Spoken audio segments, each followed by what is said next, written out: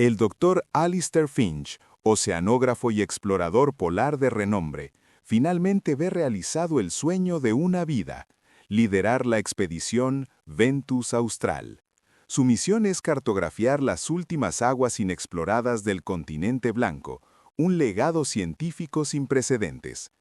A bordo del robusto rompehielos Athos, equipado con la mejor tecnología, se siente invencible. La comunidad científica mundial espera ansiosa sus datos. Para Alistair, es la culminación de décadas de estudio y preparación meticulosa. Un hombre en paz con su elemento, listo para desvelar los secretos del hielo. La Antártida se revela en toda su deslumbrante y aterradora magnificencia. Inmensas llanuras de hielo que se pierden en el horizonte, acantilados de un azul profundo y un silencio tan absoluto que aturde. El Athos surca aguas tranquilas, espejos negros que reflejan cielos gélidos. Las primeras imágenes de drones muestran colonias de pingüinos y focas leopardos descansando en témpanos. La belleza es hipnótica, serena, engañosa. Alistair graba en su diario: parece un mundo dormido, pacífico, pero la experiencia le dice que esta calma es solo la respiración del gigante. Los primeros indicios de anomalía son sutiles, casi imperceptibles para un ojo menos entrenado, una disminución en la temperatura del aire más pronunciada de lo previsto en los modelos. Los reportes satelitales muestran una compactación inusual del hielo marino en el estrecho que planean atravesar. Las grietas en los glaciares costeros parecen emitir sonidos más agudos, como quejas estructurales. Alistair lo anota todo, con la meticulosidad de un científico, pero una punzada de intuición ancestral, heredera de los viejos balleneros, le susurra que algo cambia. El cielo adquiere un tono amarillento inquietante en el horizonte.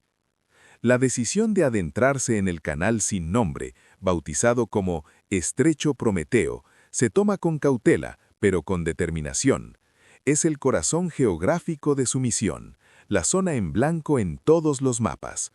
El sonar revela dorsales submarinas nunca registradas, un éxito científico inmediato.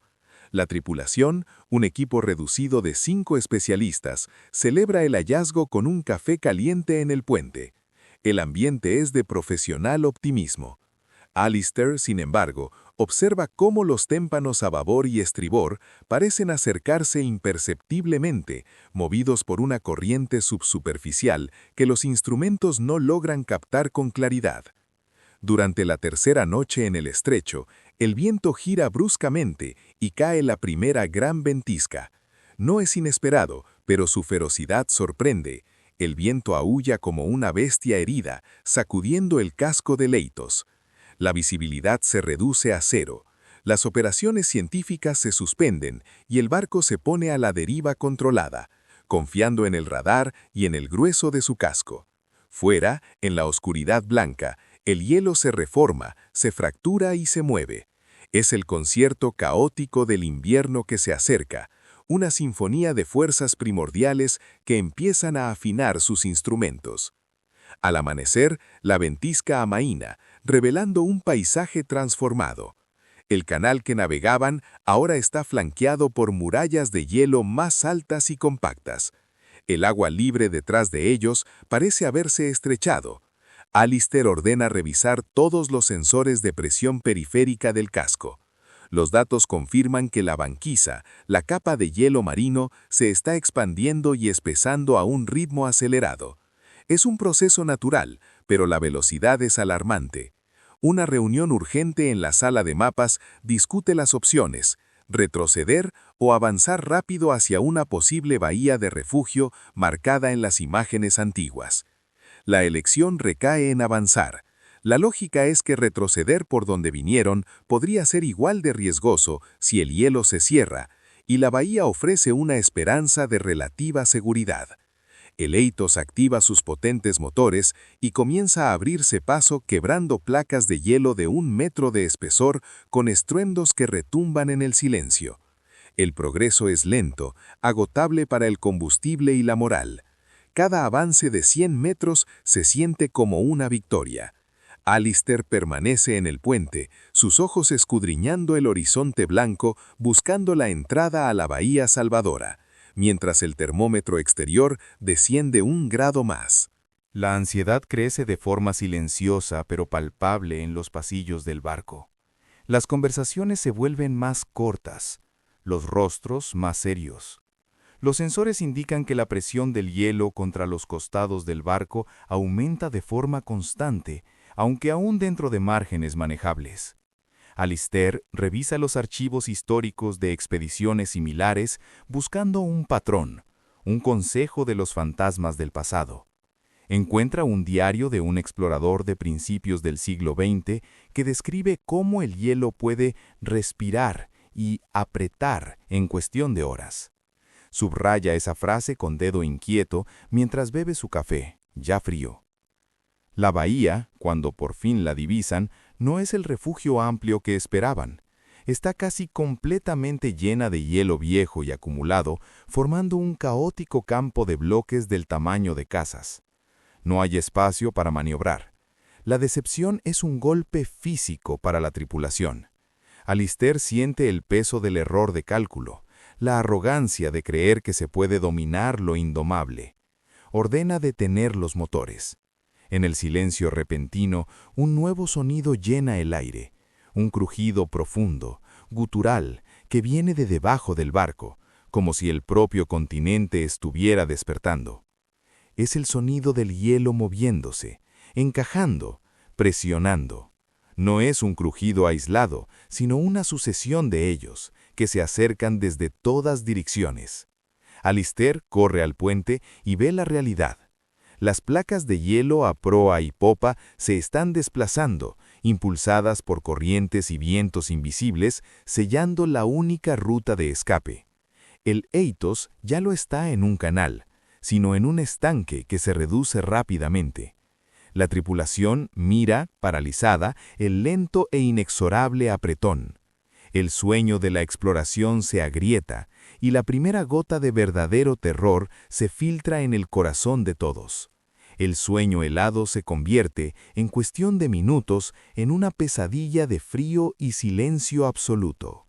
El crujido gutural se convierte en un estruendo ensordecedor cuando inmensas placas de hielo, movidas por fuerzas titánicas, chocan y se elevan justo frente a la proa del Athos, formando una muralla impenetrable. En popa, el escenario se repite con idéntica fatalidad. El canal ha desaparecido, reemplazado por un desorden de bloques apilados. El barco emite quejidos metálicos de agonía, mientras el casco, diseñado para romper hielo, ahora sufre su abrazo asfixiante. La presión es constante, creciente. Cada minuto que pasa el hielo gana centímetros, apretando como el puño de un gigante. La prisión blanca está completa. Alistair reacciona con el instinto de un capitán. Ordena a toda potencia inversa a los motores, un rugido desesperado que hace vibrar toda la estructura. El Athos se estremece, lucha, pero no cede ni un centímetro. El hielo, de varios metros de espesor, lo tiene atrapado en un agarre perfecto. Intenta entonces balancear la popa y la proa, usando el timón y los propulsores de proa en un violento vaivén, una danza brutal para intentar crear una fractura. Solo consigue astillar los bordes superficiales, mientras el grueso del pack permanece imperturbable. El humo de los motores, quemando combustible precioso, se mezcla con el vaho helado del aire. La realidad, fría y absoluta como el hielo que los rodea, se asienta en el puente. Las comunicaciones por satélite, su único lazo con el mundo, están muertas. Una tormenta geomagnética severa, combinada con la posición baja en el horizonte, ha bloqueado toda señal. Los mensajes de socorro no han salido. El sistema de baliza de emergencia EPIRB emite su señal, pero sin confirmación de recepción. Están solos. El silencio que sigue al apagado de los motores es aterrador. Solo el gemido del viento y los esporádicos crujidos del hielo ajustando su presa. 5 rostros miran a Alistair buscando una esperanza que él aún no puede encontrar. El aislamiento no es solo una condición física, es una entidad que se cuela por las escotillas, se sienta a la mesa del comedor y congela el hálito en los pulmones. La inmensidad vacía de la Antártida, antes admirable, ahora es una losa de indiferencia de millones de kilómetros cuadrados. No hay un barco a 1000 kilómetros a la redonda, no hay un avión que pase, solo el blanco infinito y el azul oscuro del cielo invernal. Alistair siente por primera vez el verdadero significado de la palabra remoto. Es un sentimiento que hiela más que el viento, porque nace desde adentro, desde el reconocimiento de la insignificancia absoluta. En un acto de pura voluntad, Alistair ahoga el pánico inicial y convoca a la tripulación en la sala común. Sus palabras son claras, sin adornos. El barco es nuestra fortaleza, no nos ha aplastado. Tenemos calor, refugio y suministros. Ahora nuestro objetivo ya no es la exploración, es la supervivencia hasta que pase esta compactación del hielo o hasta que nos rescaten. Asigna tareas inmediatas, un inventario exhaustivo de todo, desde comida hasta fusibles. Otro debe revisar la integridad estructural del casco metro a metro. Un tercero intentará reparar la radio con cualquier medio. La acción, por pequeña que sea, es el primer antídoto contra la desesperación. Los primeros reportes no son alentadores. El inventario de víveres, calculado para una expedición de 3 meses en curso, revela que con ración estricta tienen para 6 semanas. El combustible para los generadores, vitales para la calefacción y la electricidad, es la mayor preocupación. Solo durará 1 mes si se raciona al máximo. El hielo presión ha causado abolladuras en el casco a proa, pero no hay vías de agua por ahora. La radio es un amasijo de componentes cuya pieza crítica, el amplificador de alta frecuencia, está quemada. No hay repuesto. Cada dato es un clavo en el ataúd de sus esperanzas. Alistair anota todo en su diario, transformando el miedo en números, en variables de un problema a resolver. La noche polar, que ya rondaba el horizonte, comienza a cerrar su capullo definitivo sobre ellos. La luz del día se reduce a unas pocas horas de una tenue penumbra azulada. Con la oscuridad llega un frío que traspasa las paredes aisladas del barco. Los generadores, trabajando a medio ritmo, mantienen una temperatura apenas por encima de los 10 grados Celsius en el interior. En el exterior, el mercurio se desploma a menos 30 grados Celsius y sigue bajando. El aetos cruje y se contrae con los cambios térmicos, sonidos que ahora hacen saltar a la tripulación en sus literas. El mundo se ha reducido a los sonidos del barco atrapado y a los latidos de sus propios corazones en la oscuridad. Alistair, en la intimidad de su camarote, enfrenta la culpa. Él tomó la decisión de entrar en el estrecho. Él ignoró o subestimó los signos precursores. Sus sueños de gloria científica han puesto en peligro la vida de 4 personas más. Examina su reflejo en el oscuro cristal de la ventanilla, empañado por su aliento, y ve a un hombre cuya confianza se ha resquebrajado. Saca una foto de su familia, pegada en la pared. La mirada de sus hijos, llena de la confianza absoluta que solo un niño puede tener, le quema. Esa imagen, ese amor, es lo que entierra la autocompasión. No puede fallarles, no puede rendirse. Al 8º día de confinamiento, ocurre el primer milagro pequeño. Logran restablecer una comunicación intermitente y débil con una estación de investigación argentina, a cientos de kilómetros de distancia. El mensaje de socorro llega. La respuesta tarda horas en llegar, pero cuando lo hace, es un rayo de luz. Recibido su posición, están atrapados en una zona de compactación récord. Rescate inmediato imposible. Intentaremos coordinación con rompehielos. Aguanten. Repetimos, aguanten. La noticia corre por el barco como un fuego benéfico. Hay abrazos, sonrisas cansadas. Saben que alguien, en algún lugar, sabe. Pero Alistair lee entre líneas. Intento, coordinación, imposible.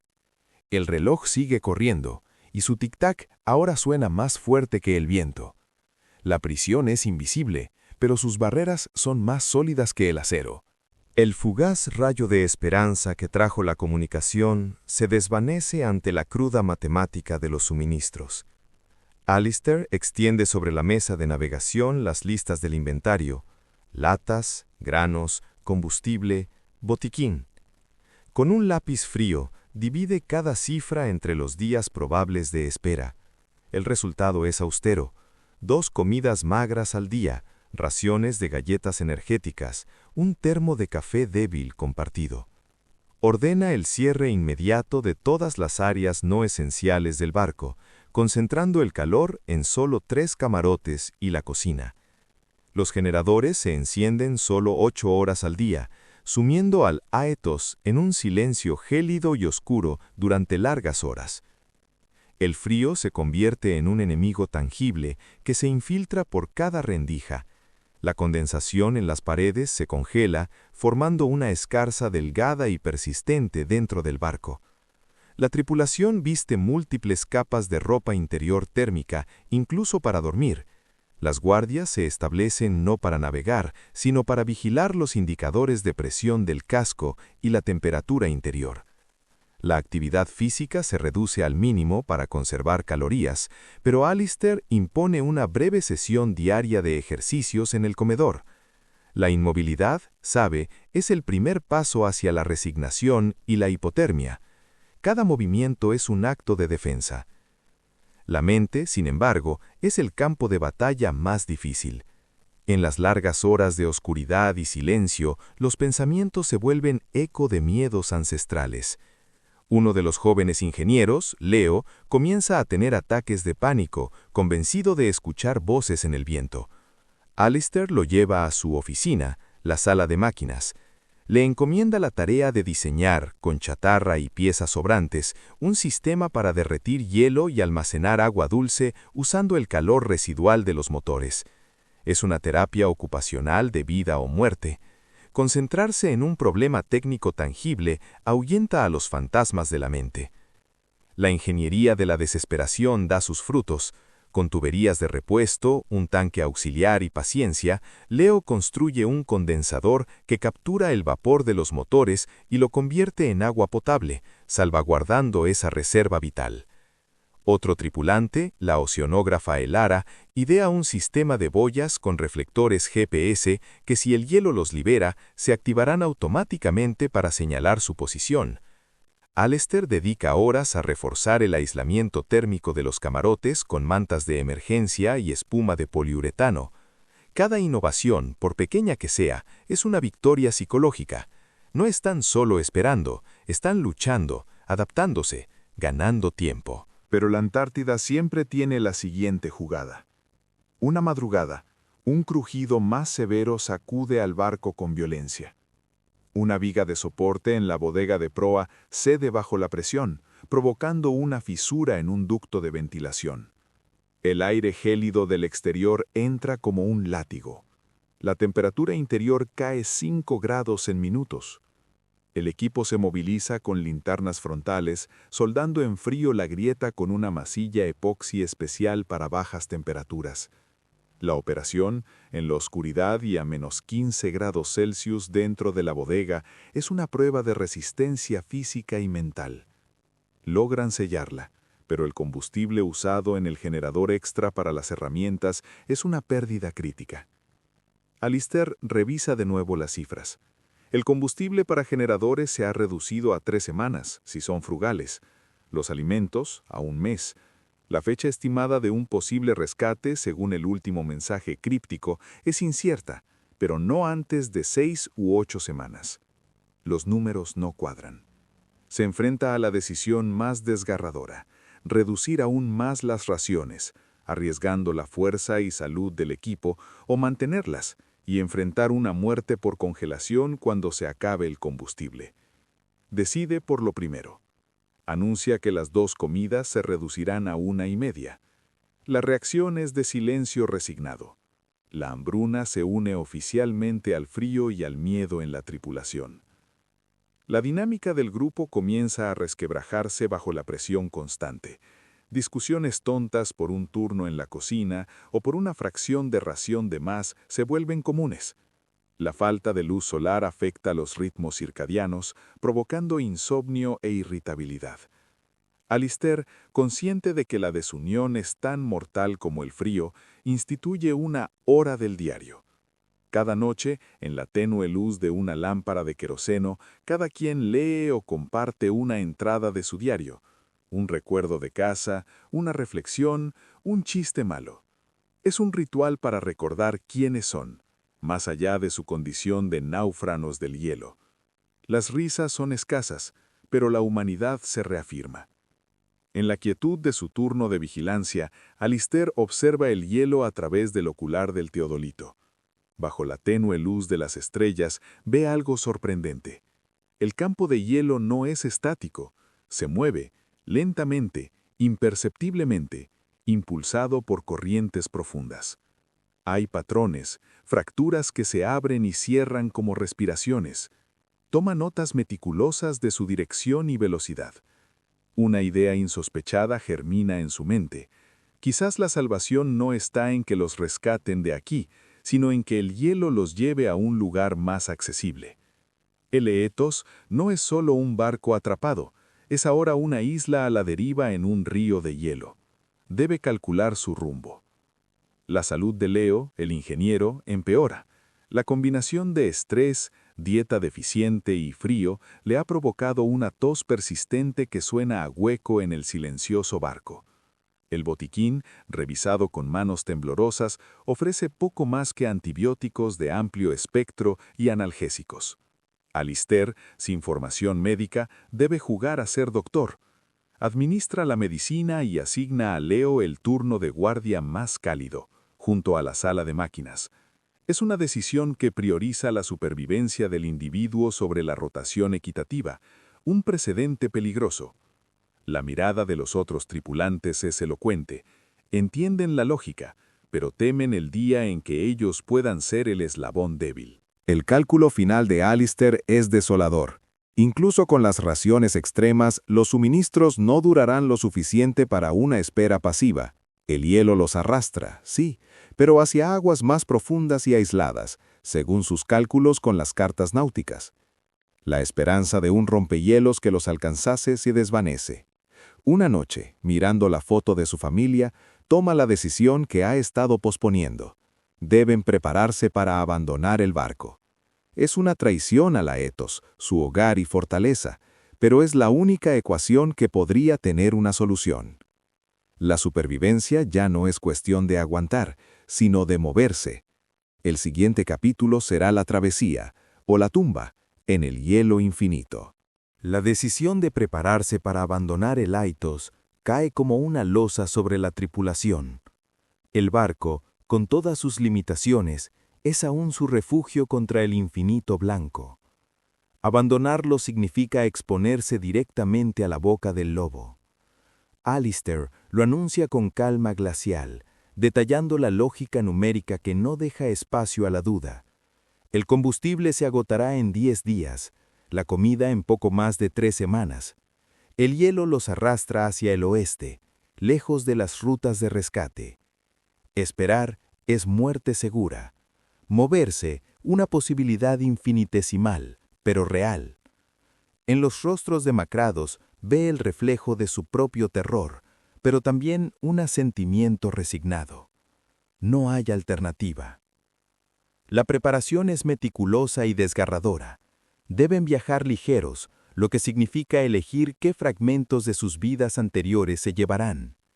Alistair ordena reunir todo el equipo de supervivencia, el trineo de emergencia, la tienda de campaña reforzada, los hornillos de queroseno, los sacos de dormir extremos. Luego viene lo personal, una foto, un diario, un objeto pequeño. El Ara elige su cuaderno de muestras con anotaciones de los primeros días. Leo, aún débil, guarda una llave inglesa de su abuelo, mecánico. Cada objeto es un ancla al mundo racional que están a punto de dejar atrás. El resto, libros, equipos científicos, recuerdos, queda condenado al abandono. El invierno antártico despliega entonces su furia total, como si quisiera disuadirlos de su propósito. Una ventisca de 5 días azota el barco prisionero, con vientos que superan los 150 kilómetros por hora. El mundo fuera de los cristales es un borrón blanco y rugiente. La temperatura exterior cae a menos 45 grados centígrados.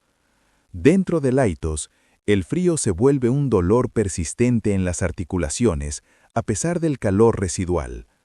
La oscuridad es casi absoluta, solo rota por las linternas frontales.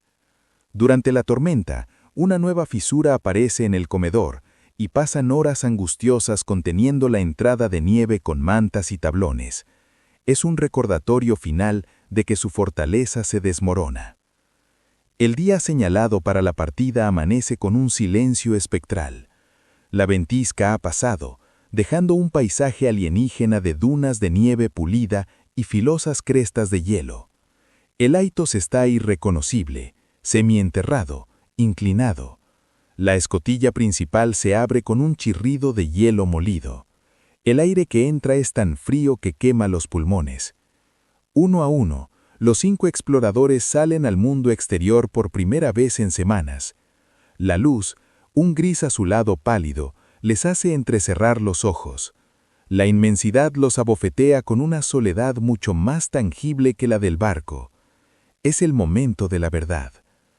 Cada paso sobre el hielo es una batalla. El trineo, cargado con lo esencial, pesa más de 100 kilos. Se hunde en la nieve polvo y se atasca en las rugosidades del hielo. El equipo, debilitado por las semanas de racionamiento, avanza con una lentitud desesperante.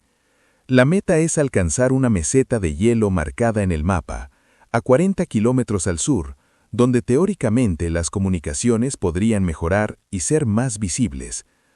A los 500 metros del barco, Alistair ordena una pausa. Todos se giran para mirar.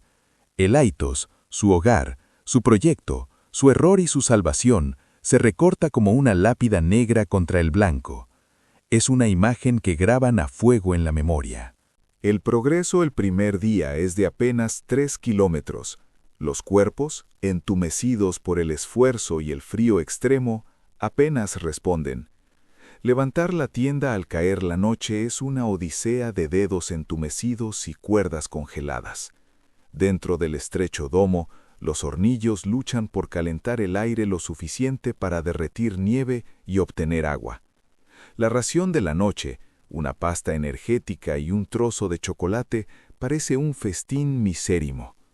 El sonido del viento azotando la lona los acompaña mientras intentan dormir, apilados para conservar calor. La realidad de su vulnerabilidad es absoluta. El barco ya no está para protegerlos.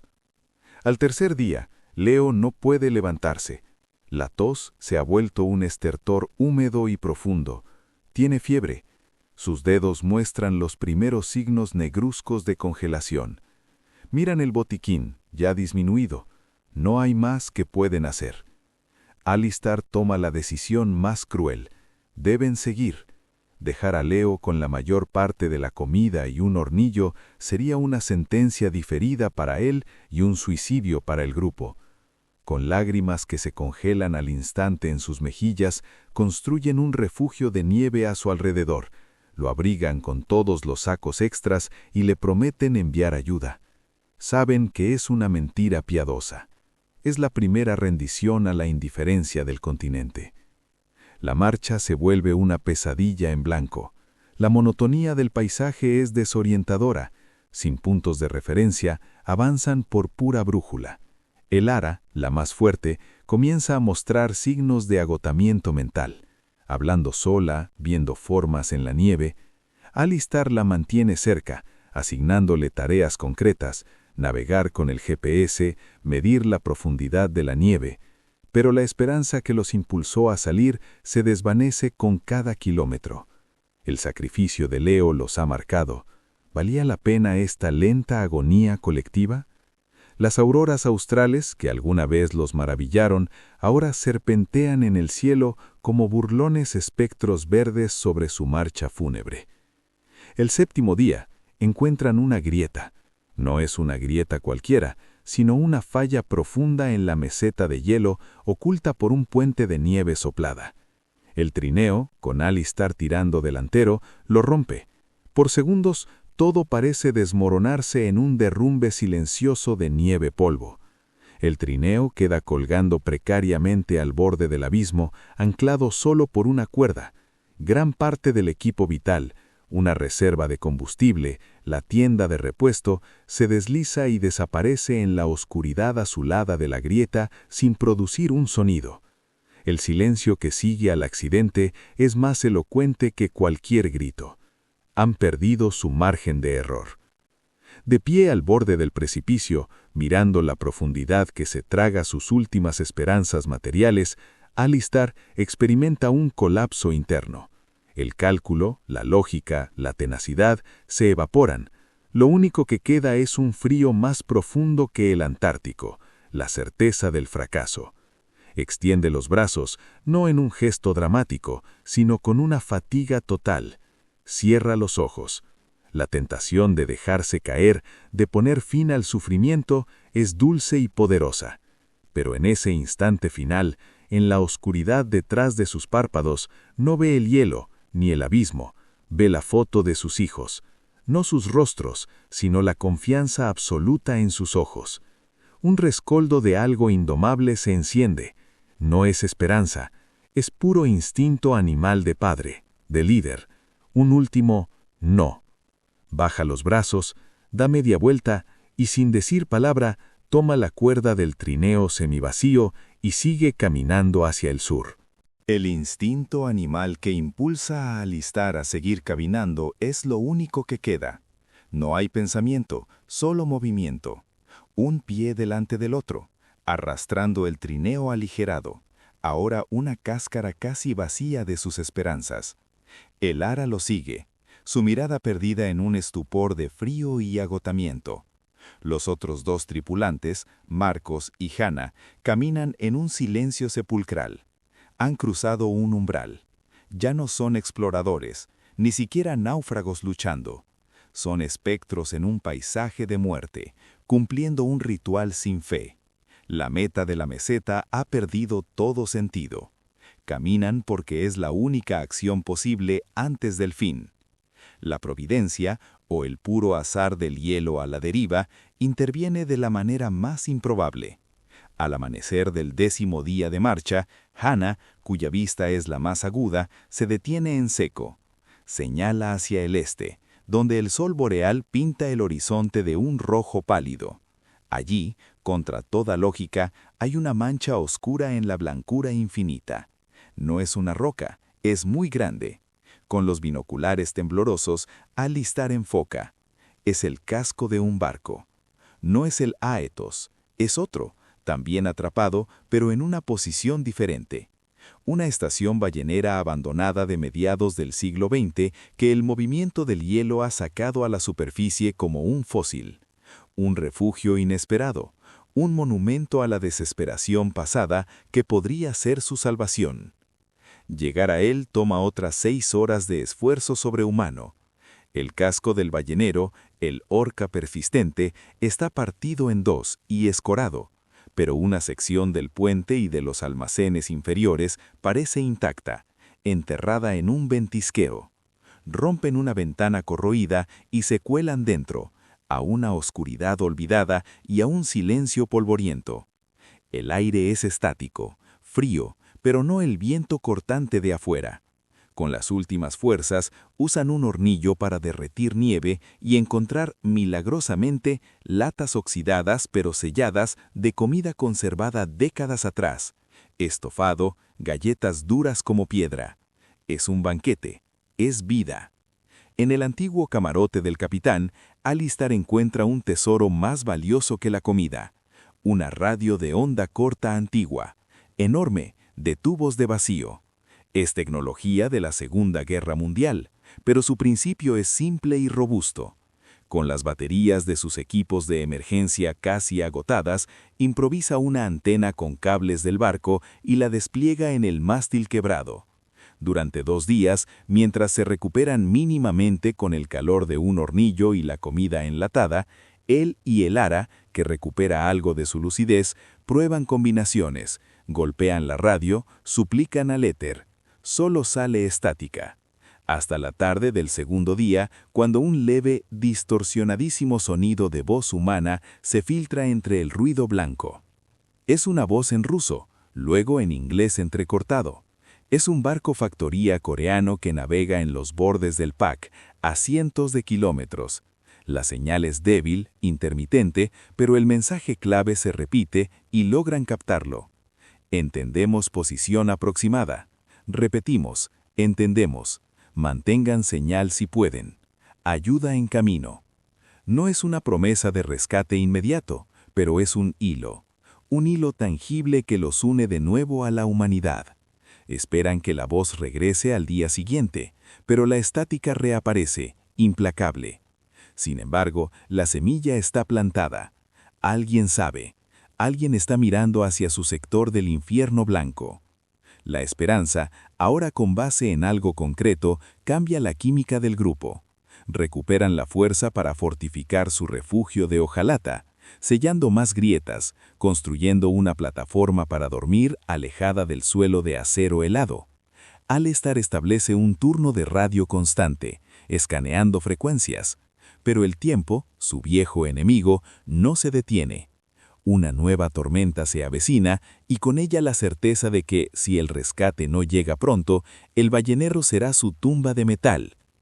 Toman la decisión de usar los últimos combustibles para mantener una baliza de localización personal encendida las 24 horas, drenando sus recursos finales en un acto de fe pura. El milagro no llega con estruendo, sino con un susurro. Al quinto día en el ballenero, en medio de la peor tormenta desde que abandonaron el Aetos, suena un golpe metálico, rítmico, sobre el casco. No es el viento, es distinto. Alistar se asoma por la ventana rota, cegado por la nieve. Entre los remolinos blancos divisa una forma anaranjada y brillante. Y junto a ella, la silueta de un ser humano en un traje de supervivencia. Es un miembro de un equipo de rescate de un rompehielos, el Yermak, que ha llegado hasta ellos en un vehículo oruga tras una carrera contra el tiempo y una triangulación precisa gracias a su última señal. La mano que se alza no es un saludo, es el fin de la pesadilla. La evacuación es un borrón de adrenalina y congelación.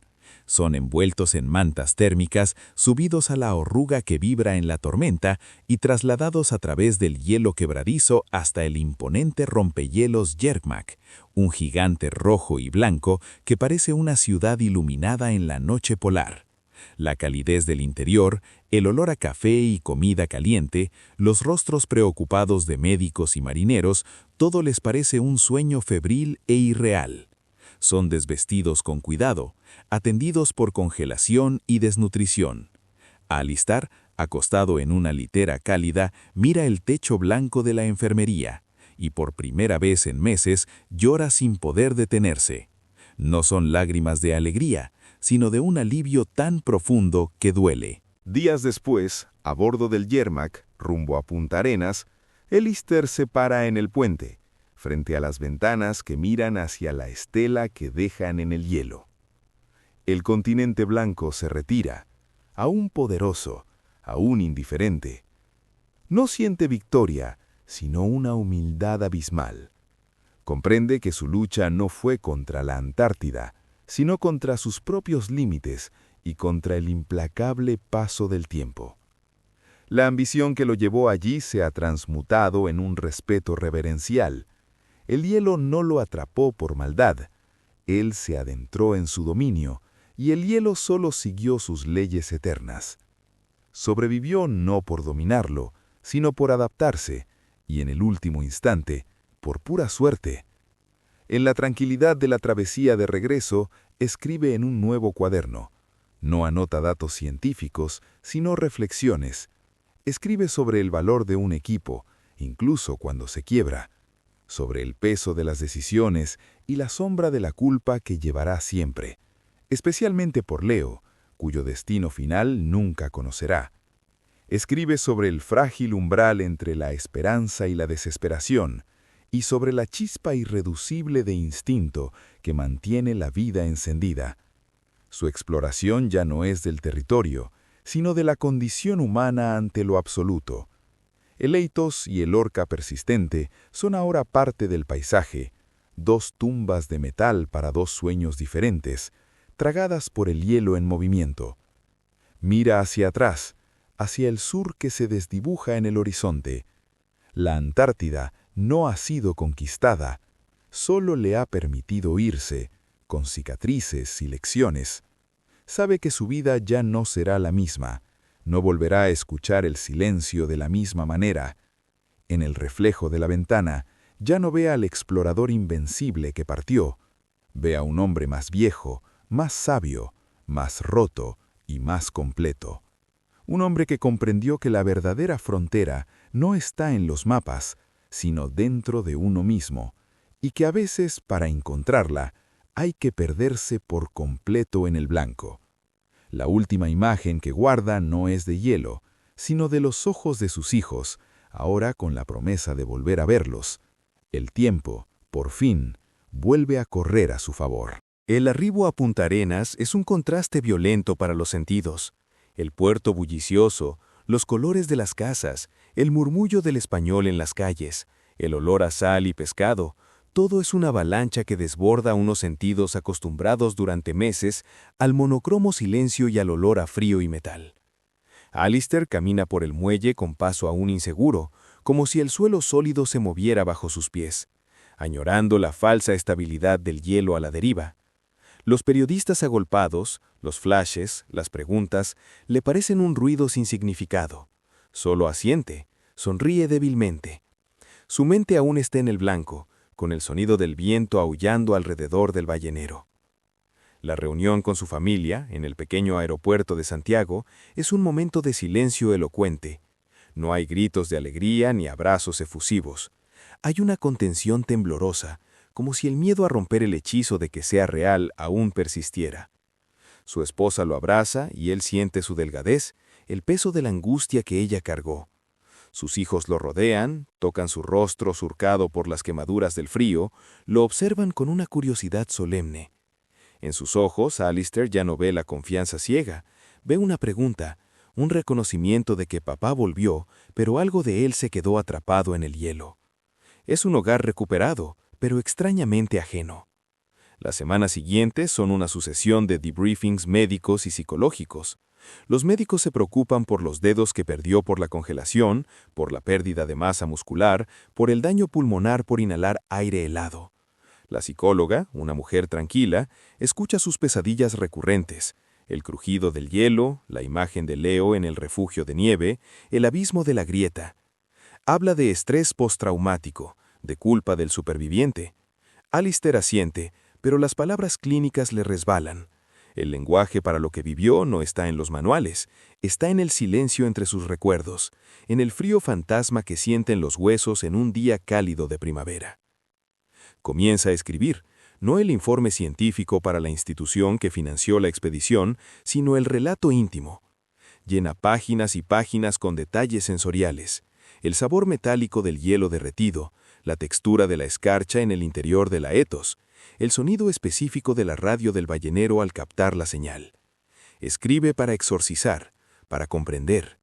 Al releer sus notas descubre un patrón. Sus momentos de mayor claridad, de ingenio, no vinieron de la ambición, sino de la necesidad desnuda de proteger a los demás. Su liderazgo científico fracasó. Su liderazgo humano, en cambio, los mantuvo vivos el tiempo suficiente. La institución científica quiere un héroe, una historia de triunfo de la tecnología y la voluntad humana. Le piden conferencias, ruedas de prensa. Alistair asiste a la primera, con un auditorio lleno. Muestra imágenes de la Eitos partiendo, de la belleza antártica, pero cuando llega al momento del atrapamiento, se detiene. No habla de heroísmo, habla del error de cálculo, del orgullo, de la fragilidad. Habla del peso de decidir quién come menos, del sonido de la tos de Leo en la noche. El auditorio queda en un silencio incómodo. Él no ofrece una moraleja inspiradora, solo una verdad incómoda. La naturaleza no es un enemigo al que vencer, es una realidad con la que a lo sumo se puede negociar con humildad.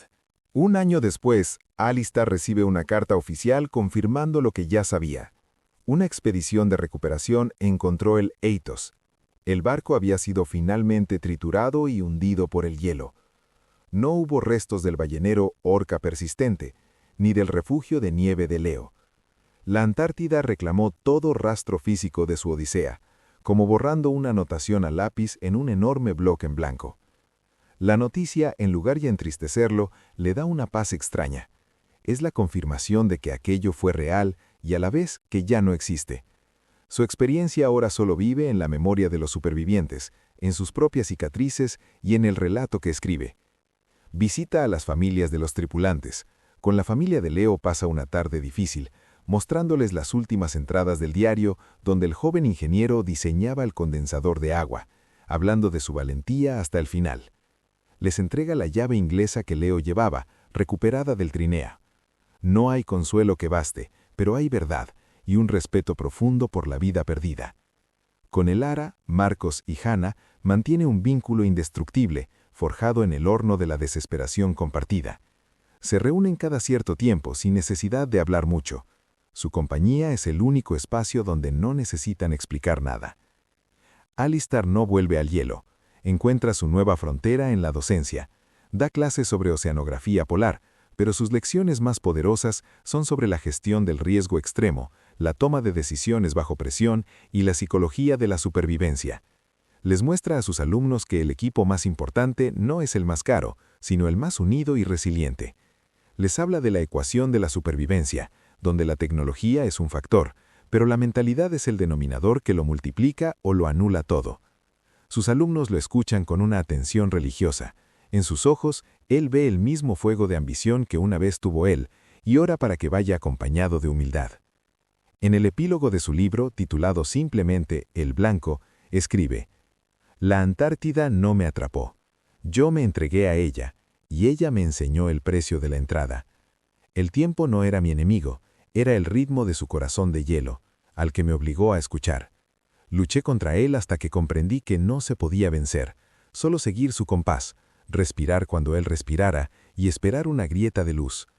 La verdadera lucha fue contra el espejo que el hielo me puso frente al rostro, mi arrogancia, mi miedo, mi amor, mi instinto. Sobreviví no por ser más fuerte que el continente, sino por ser lo suficientemente flexible para no quebrarme del todo bajo su peso, y en la quebradura que quedó entró la luz». Hoy, desde su estudio que mira a montañas que le recuerdan, lejanamente, las crestas de hielo, Alistair Finch contempla el atardecer. Sostiene una taza de té caliente entre sus manos, cuyos dedos faltantes son un recordatorio constante. Ya no sueña con el hielo que cruje, sino con el silencio profundo que hay después de la tormenta. Sabe que la Antártida sigue allí, indiferente y magnífica, escribiendo su propia historia geológica en un tiempo que no es el humano. Y él está aquí, con sus cicatrices y sus historias, un hombre que se perdió en las mareas del hielo y el tiempo y que contra todo pronóstico logró regresar para contarlo, no como un héroe, sino como un testigo. Su lucha terminó, pero su respeto por el blanco perdurará hasta su último aliento.